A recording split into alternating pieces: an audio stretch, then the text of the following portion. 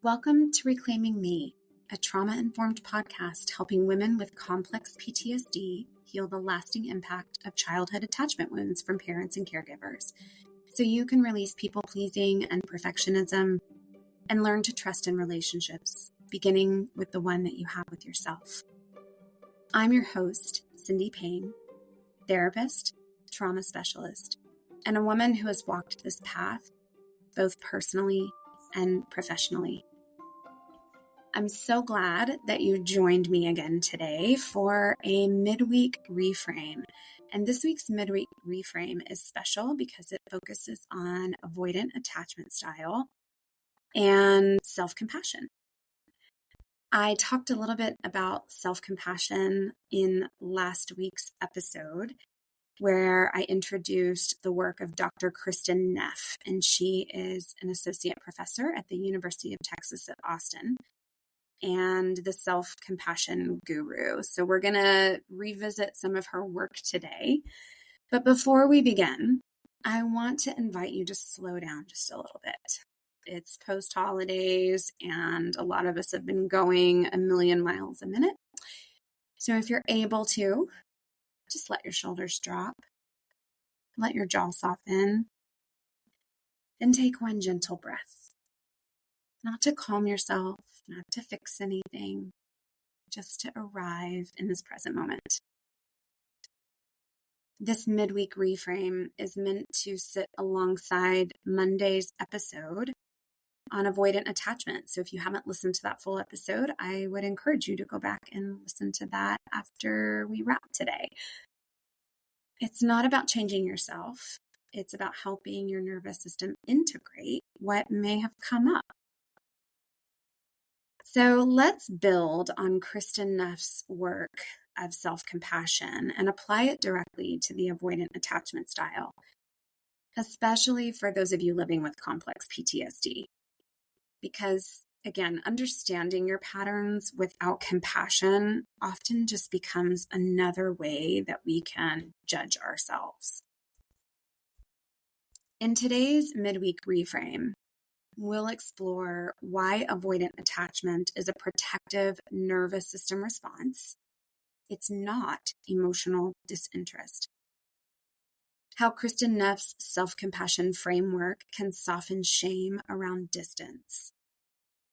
And a simple body-based self-compassion skill that you can use when the urge to withdraw begins to show up. So let's start here.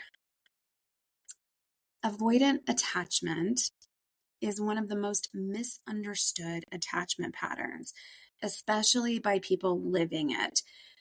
And I personally think the reason for this misunderstanding is that, again, on the outside, it looks like we don't care, that we don't need nor want connection with other people.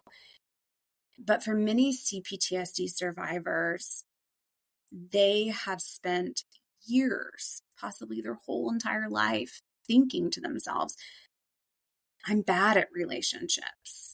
And when I get into relationships, I don't know how to do it right, or I screw it up anyway. So I don't need people, and it's just because I'm avoidant. But when we slow down and really listen to the nervous system and become more attuned with what's going on inside of our bodies, a different story begins to emerge. Kristin Neff's research on self-compassion gives us a way to meet this story with kindness instead of criticism. And she describes self-compassion as having three parts. Number one, self-kindness. Number two, common humanity. And number three, mindfulness. Again, if you are a regular listener to this podcast, you will remember that we touched on these three components, but it never hurts to go back through them many times over. So I want to walk you through each one again, specifically, again, through that lens of avoidant attachment. So for the first one, self-kindness. Self-kindness just simply means that you respond to yourself the way you would to somebody that you care about. So when this avoidant attachment starts to surface, when you pull back, when you need space, go quiet, or feel overwhelmed by closeness, I want you to notice the first thing that you say to yourself. For those of us that have had avoidant attachment responses, it might sound like, why am I like this? I should be more open. I'm emotionally unavailable. So just notice the self-criticism that starts to get activated with that kind of self-talk. Very harsh, very cold, very removed. And it makes sense, right? Because if we had an avoidant caregiver, that was what we had to tell ourselves in order for it to make sense what was going on around us. So self-kindness offers a different response. And here's an example. This makes sense. It's just my nervous system protecting me. You see, avoidant attachment didn't form because you didn't care. In fact, you cared an awful lot. It formed because distance helped you stay regulated when emotional closeness felt unpredictable, overwhelming, or unsafe. This is not a flaw. This is an adaptation. So after we have given ourselves that self-kindness, we need to step into the second pillar of the self-compassion practice, which is common humanity. Avoidant attachment feels incredibly isolating. You might look around and think, everyone wants more closeness than I do. Something must be wrong with me. In fact, I can remember doing that to myself quite frequently, and then wondering why I was feeling the way that I was feeling, and then drawing the conclusion that I just can't do relationships correctly, which couldn't be further from the truth, right? But avoidant strategies, they're extremely common among people who grew up with an emotional inconsistency, caregivers who loved deeply in some ways, but were also unavailable in other ways. And this is especially true for people with complex PTSD. And as my therapist likes to say, Cindy, right now, you are suffering from terminal uniqueness, which is just a really loving way that she jokes with me and lets me know that I'm doing that thing again where I think that it's just me and nobody else is struggling with attachment styles, which I know as a therapist and as a human, that couldn't be further from the truth.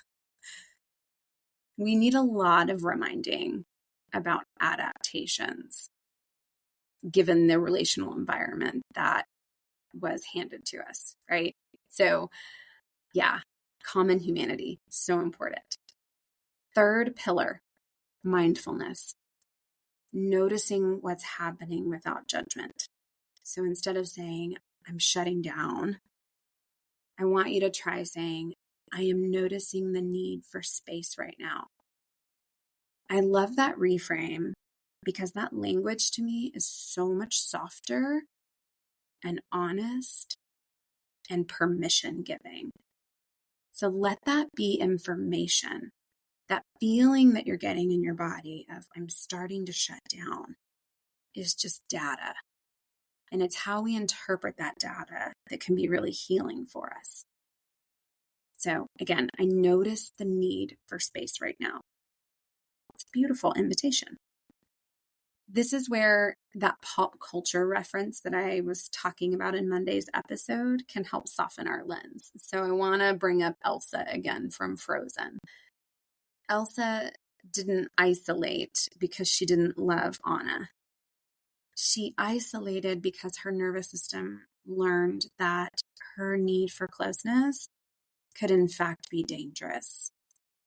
Conceal it, don't feel it, wasn't emotional coldness. It was protection.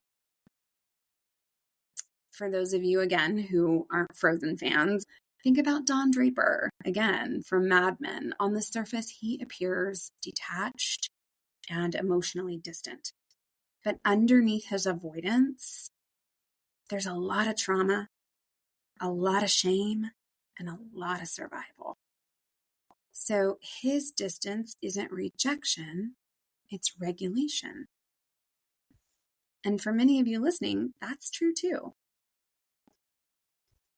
So let's incorporate the skill. This is the self-compassion break. I want to offer you this break. And again, it's a repeat, but I want to frame it in the lens of avoidant behaviors.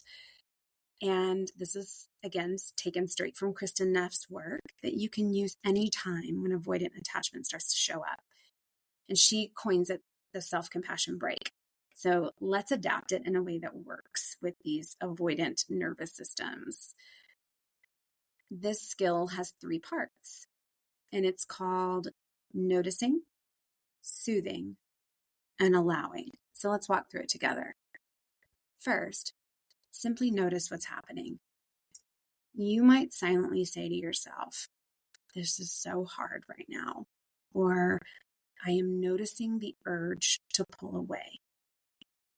Again, when you notice it, what you're not doing is you're not analyzing it, hopefully. You're not jumping in to try to fix it. You're just naming it. And this naming it tells your nervous system, "I see you." And I want to pause here for a moment and just talk about how noticing without judging, that is a skill that we have to practice over and over. And especially for those of us who grew up with an avoidant caregiver, because we're not used to naming the need, because the need probably was not named for us, or the feeling wasn't named for us. And when feelings aren't named for us, we just draw the conclusion that somehow what we're feeling is wrong and it needs to be fixed, and it needs to be fixed yesterday. So this noticing part, again, is just simply noticing, seeing, witnessing. And then, and only then, can we move into soothing. And soothing is where we incorporate the idea of common humanity with a regulation skill.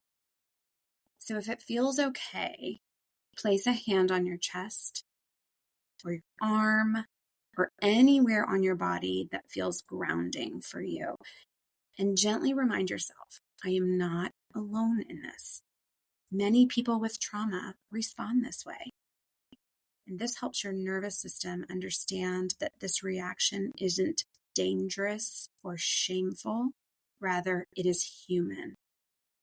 And so the more we can do this, the more we are soothing ourselves and we're building that trust within ourselves that I can move through this in a way that is not shaming. And then finally, allow self-kindness. Allow the experience to be here with that self-kindness. So we're building our tolerance. And some of the things you might want to play around with saying to yourself is, I don't have to change this right now. It's okay for me to need space. I can be gentle with myself right here, right now. Because allowing doesn't mean staying stuck. And this is really important for CPTSD survivors. As a CPTSD survivor myself, I used to think that allowing meant complacency, allowing meant that I had failed, allowing meant that I was never going to feel differently, that I was never going to be able to do things differently. But after a lot of work, I have trained my nervous system to believe that it doesn't have to fight itself. And there's a lot of research that shows that when we start in on ourselves with a lot of criticism, our nervous system can't tell the difference between an outside attack and an internal attack. So this is really, really crucial that we make space for allowing. And space might be an hour, it might be a day, it might be a week or more. I don't know. Play around with it. See. So as we close today, here's the reframe that I hope you carry with you. Avoidant attachment is not the absence of love. It's love that learned to turn inward for safety. So each time you notice, soothe, and allow, you teach your nervous system that distance doesn't require shame. I appreciate you taking this pause with me today. I am going to link Kristin Neff's work in the show notes. So if anything you heard today sounded intriguing to you and you want to learn more about her work, you can go to the show notes and find her resource and learn more about her. She is amazing. If this midweek reframe resonated with you, you can support the podcast by subscribing, leaving a review, or sharing it with someone who might feel seen by this conversation. This is how we grow the show and connect with other people. So all of your support is seen and noticed and appreciated. And if you'd like to explore your own relational patterns further, you can find the free people-pleasing style quiz at cindypayne.com. When you enter your email, you'll receive your results along with a mini guide to help you begin noticing and responding to your patterns with compassion. My contact information is in the show notes as well, if you're interested. And finally, before we wrap for today, I want to give our listeners a direction of where we are going in next week's episode. We are going to be talking about disorganized attachment when love feels both safe and unsafe.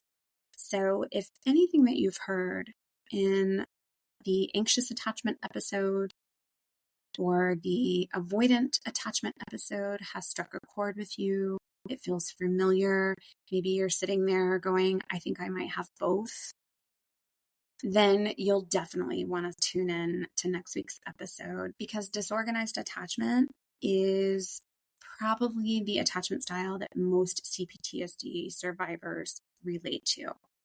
So join us next week, and I can't wait to share more with you on this super important topic. And until then, take great care of yourself, and I'll see you back here next week. Thanks, everybody.